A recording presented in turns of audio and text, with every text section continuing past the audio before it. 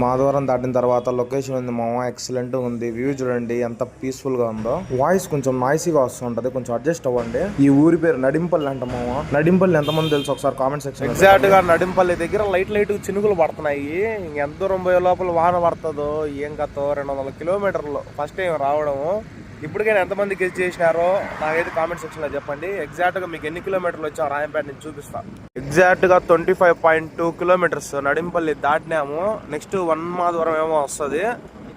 Sorry, ఒంటిమిట్టను కూడా మీకు బయట నుంచి బాగా చూపిస్తా. ఇంక ఒంటిమిట్ట తర్వాత వన్మాధవరం దగ్గర ఆగి ఏమన్నా తిని ఇంకా ఈ సైడ్ ఏమేమి ఉన్నాయి మీకు వీడియోలో చూపించేస్తా సింపుల్ గా. ఫస్ట్ టైం ఇట్లా లైవ్ లో వ్లాగ్ వీడియోలు చేయడము, అప్పుడప్పుడే అప్లోడ్ చేయడము. ప్రశాంతంగా ఒంటిమిట్ట తర్వాత వన్మాధవరంలో ఉండే ప్లేసులు అంటే షాపులు అన్ని మీకు చూపించి నేను కూడా తినేసి మళ్ళీ బయలుదేరతా. టార్గెట్ ఏం పెట్టుకోలేదు ఫాలోవర్స్ ఇంతమంది వస్తారని చెప్పి, కానీ ఎక్స్పెక్ట్ చేస్తున్నా అంటే ఇంతమంది అయినా పెరుగుతారా అని చెప్పి. ఒక 1000 పైన అయితే ఎక్స్పెక్ట్ చేస్తున్నా. ప్రజెంట్ 11.1 ఉన్నారు.